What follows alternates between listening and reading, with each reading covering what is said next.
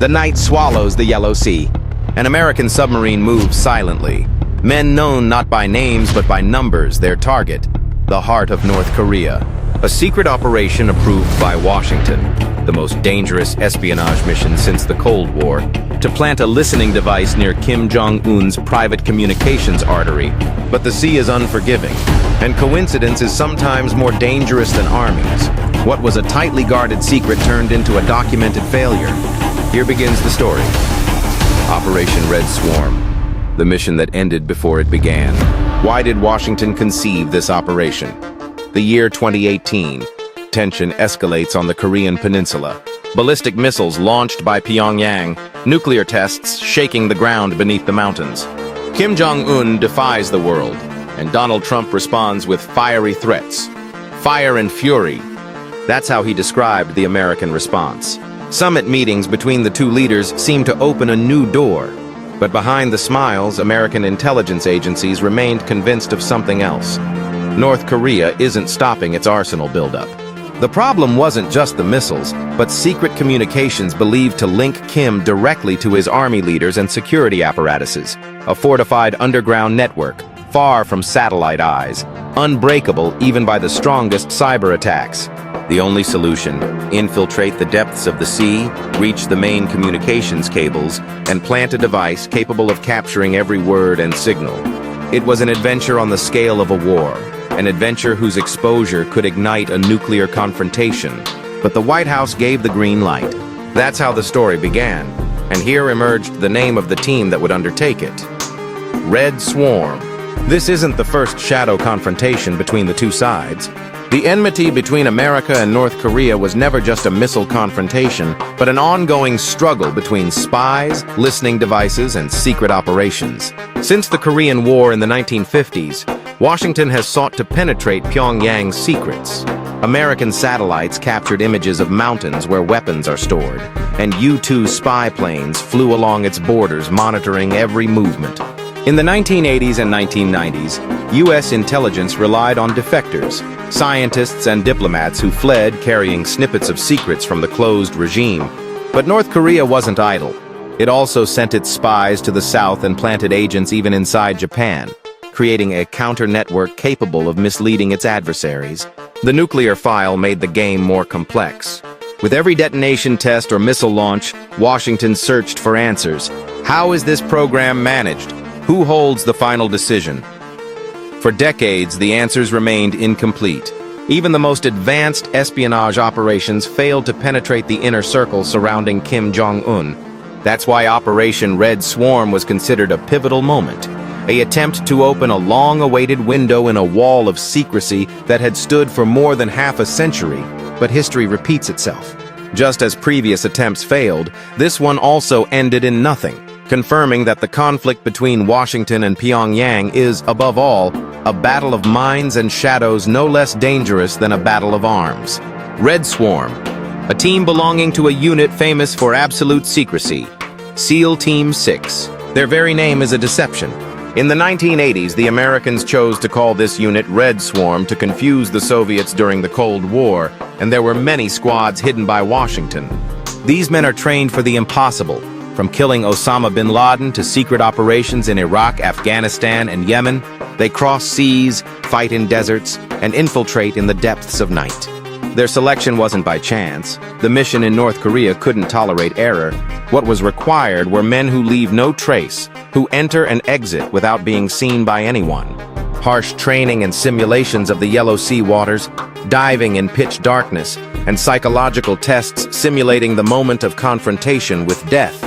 Red Swarm prepared, but it never occurred to anyone that the danger wouldn't come from Kim's army, but from a fleeting coincidence that would change everything. In the corridors of the Pentagon, the plan was drawn.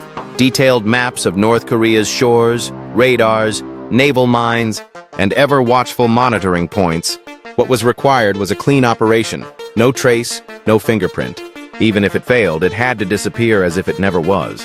12 men from Red Swarm were selected, the most experienced in combat diving and the most patient in deadly silence. Secret training in isolated facilities and frozen waters, simulating the Yellow Sea. Mini submarines launched from ocean depths and hours of maneuvering in darkness where one can't see their own hand. According to leaks published by the New York Times, the operation's goal was to plant an advanced listening device near major undersea cables. It wasn't an ordinary device, but an ultra-sensitive system capable of intercepting encrypted calls and digital data, then transmitting them through secret encrypted channels. The device was designed inside the National Security Agency, NSA, in collaboration with major defense companies. Tested in harsh environments, high pressure, cold water, strong currents, and built to operate for years without any human maintenance. If placed in the right spot, it would be like a magic key revealing the Korean leader's communications, his army commander's plans, urgent decisions, and even private messages. But the device remained confined to the bag because the mission never reached the planting moment. The mission begins. A cold night in the winter of 2019, an American nuclear submarine slips silently beneath the surface of the Yellow Sea, carrying in its belly the men of Red Swarm. The clock hands approach midnight. Orders are issued. The submarine's water gate opens slowly. Two small boats emerge from the darkness. Aboard them, the soldiers in thermal diving suits battling near-zero cold and closed-circuit breathing devices preventing even air bubbles from betraying their presence to radars. They move slowly, absolute silence broken only by the beating of their hearts. The distance is just a few kilometers, but it seemed like an endless journey. The goal? Reach the undersea cable site. There, beneath the water's surface, the device would be planted, and the team would withdraw before dawn. In Washington, observers follow through intermittent reports and satellites see nothing. The entire mission is in the hands of these men alone. Everything seemed to go as planned. The calm sea, absence of any enemy force signals, and Red Swarm's men approaching the designated point inch by inch. But on the horizon, faint flashes of light, not accounted for. Then came the catastrophic moment, small lights piercing the darkness. It wasn't a warship or a naval patrol, but a civilian fishing boat. North Korean fishermen out seeking their livelihood on a harsh winter night, only to find themselves face to face with the most dangerous team in the U.S. Navy. The soldiers froze in place. The shock was greater than any training. Retreat meant mission failure, and confrontation could expose everything. The boat approaches closer, the sounds of its small engine piercing the silence. One of the fishermen shines a lone light on the water's surface, spots strange movement, then shouts to his companions. In an instant, the operation turned from absolute secrecy to utter chaos. Tension exploded. Silenced gunshots pierced the darkness. Cries for help rose in the cold sea. The surprise was lethal. Secrecy evaporated, and time was no longer on the American side. The boat stopped. Men fell into the water, and the entire plan collapsed before execution. In that moment, the Red Swarm leaders realized the truth. The device wouldn't be planted, and the mission was over. A chaotic withdrawal under cover of night, small boats racing back toward the submarine, and a Yellow Sea left behind with blood not accounted for. In the depths of the Yellow Sea, the American submarine returned to swallow its men, but it carried no victory, only a heavy defeat. The device wasn't planted, the goal wasn't achieved, and most importantly, civilian blood was spilled in the wrong place. In Washington, silence descended. The reports submitted to the White House spoke of an unexpected failure, but avoided mentioning details. Congress wasn't informed immediately, and the Pentagon tried to contain the scandal before it went public.